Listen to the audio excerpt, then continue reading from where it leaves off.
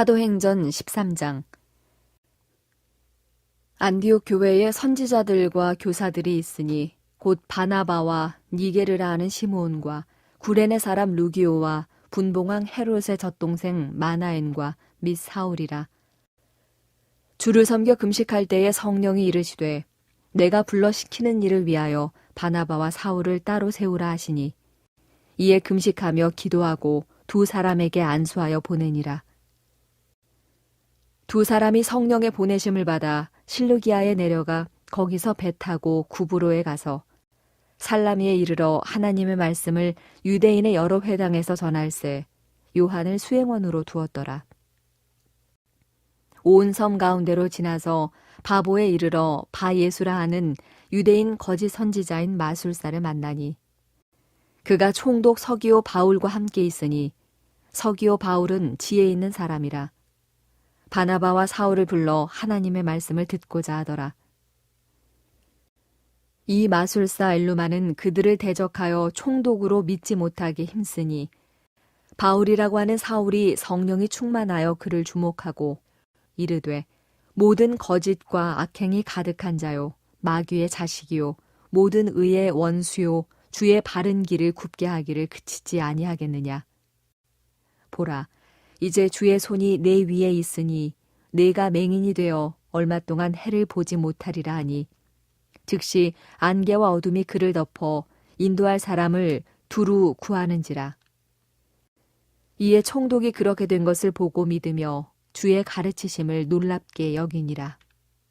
바울과 및 동행하는 사람들이 바보에서 배 타고 밤빌리아에 있는 버가에 이르니 요한은 그들에게서 떠나 예루살렘으로 돌아가고 그들은 버가에서 더 나아가 비시디아 안디옥에 이르러 안식일에 회당에 들어가 앉으니라. 율법과 선지자의 글을 읽은 후에 회당장들이 사람을 보내어 물어 이르되 형제들아 만일 백성을 권할 말이 있거든 말하라 하니 바울이 일어나 손짓하며 말하되 이스라엘 사람들과 및 하나님을 경외하는 사람들아 들으라. 이 이스라엘 백성의 하나님이 우리 조상들을 택하시고 애굽 땅에서 나그네 된 그 백성을 높여 큰 권능으로 인도하여 내사 광야에서 약 40년간 그들의 소행을 참으시고 가나안 땅 7족속을 멸하사 그 땅을 기업으로 주시기까지 약 450년간이라. 그 후에 선지자 사무엘 때까지 사사를 주셨더니 그 후에 그들이 왕을 구하거늘 하나님이 베냐민 지파 사람 기스의 아들 사울을 40년간 주셨다가 패하시고 다윗을 왕으로 세우시고 증언하여 이르시되 내가 이새의 아들 다윗을 만나니 내 마음에 맞는 사람이라 내 뜻을 다 이루리라 하시더니 하나님이 약속하신 대로 이 사람의 후손에서 이스라엘을 위하여 구주를 세우셨으니 곧 예수라. 그가 오시기에 앞서 요한이 먼저 회개의 세례를 이스라엘 모든 백성에게 전파하니라. 요한이 그 달려갈 길을 마칠 때에 말하되 너희가 나를 누구로 생각하느냐? 나는 그리스도가 아니라 내 뒤에 오시는 이가 있으니 나는 그 발의 신발끈을 풀기도 감당하지 못하리라 하였으니 형제들아 아브라함의 후손과 너희 중 하나님을 경외하는 사람들아 이 구원의 말씀을 우리에게 보내셨거늘 예루살렘에 사는 자들과 그들 관리들이 예수와 및 안식일마다 외우는 바 선지자들의 말을 알지 못하므로 예수를 정죄하여 선지자들의 말을 응하게 하였도다. 죽일 죄를 하나도 찾지 못하였으나 빌라도에게 죽여달라 하였으니 성경에 그를 가리켜 기록한 말씀을 다 응하게 한 것이라. 후에 나무에서 내려다가 무덤에 두었으나 하나님이 죽은 자 가운데서 그를 살리신지라. 갈릴리로부터 예루살렘에 함께 올라간 사람들에게 여러 날 보이셨으니 그들이 이제 백성 앞에서 그의 증인이라. 우리도 조상들에게 주신 약속을 너희에게 전파하노니 곧 하나님이 예수를 일으키사 우리 자녀들에게 이 약속을 이루게 하셨다 함이라. 시편 2째 편에 기록한 바와 같이 너는 내 아들이라 오늘 너를 낳았다 하셨고 또 하나님께서 죽은 자 가운데서 그를 일으키사 다시 썩음을 당하지 않게 하실 것을 가르쳐 이르시되 내가 다윗의 거룩하고 미쁜 은사를 너희에게 주리라 하셨으며 또 다른 시편에 일렀으되 주의 거룩한 자로 썩음을 당하지 않게 하시리라 하셨느니라. 다윗은 당시에 하나님의 뜻을 따라 섬기다가 잠들어 그 조상들과 함께 묻혀 썩음을 당하였으되 하나님께서 살리신 이는 썩음을 당하지 아니하였나니 그러므로 형제들아 너희가 알 것은 이 사람을 힘입어 죄사함을 너희에게 전하는 이것이며 또 모세의 율법으로 너희가 의롭다 하심을 얻지 못하던 모든 일에도 이 사람을 힘입어 믿는 자마다 의롭다 하심을 얻는 이것이라.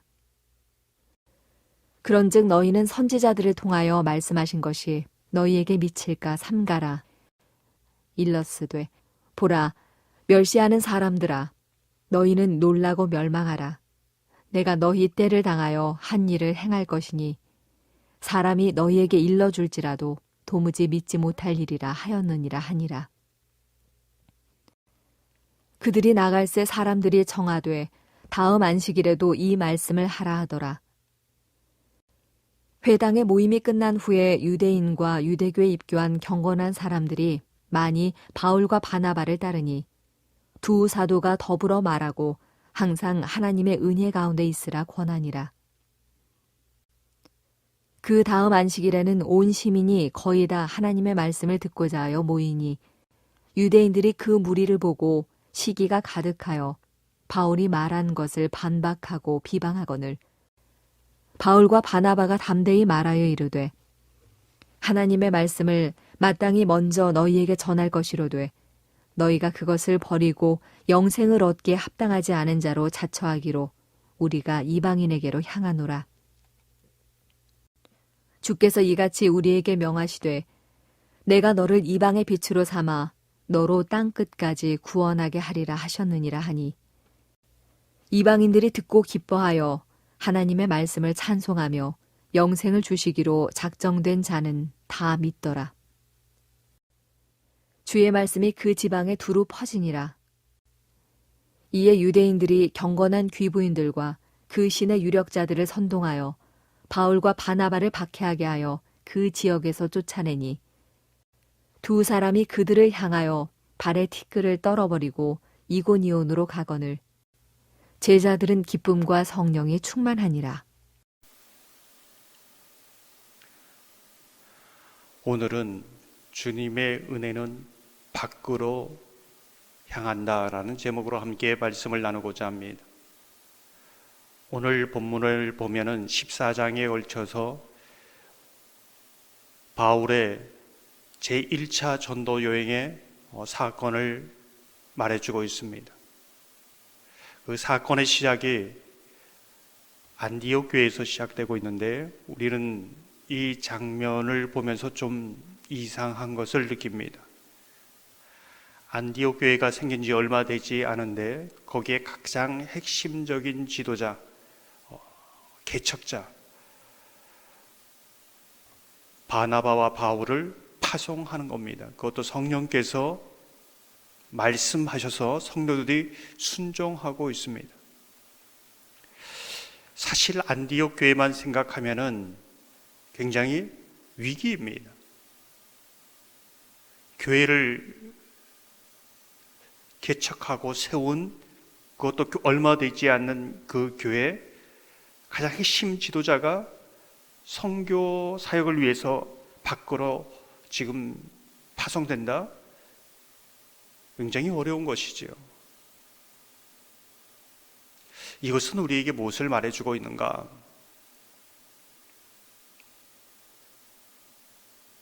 진정한 하나님의 교회는 어떤 것인가? 가장 이상적인 하나님이 기뻐하시는 교회는 어떤 교회인가? 사실 많은 교회들이 내 교회만 생각합니다. 내 교회의 성장, 내 교회의 부흥, 내 교회만 잘 되는 것. 근데 하나님에게는 내 교회가 없습니다. 모든 교회가 하나님의 교회입니다. 그러기에 진정한 하나님의 교회는 자신의 교회를 넘어서서 이 지역을, 이 민족을, 이 열방을 하나님의 교회로 바라보면서 나아가는 겁니다. 내 울타리를 허무는 것이 진정한 하나님이 기뻐하시는 교회입니다. 하나님의 성령이 안디옥 교회에게 임하였다. 은혜 가운데 임하였다. 그 은혜는 밖으로 향한다는 겁니다. 흘러간다는 겁니다.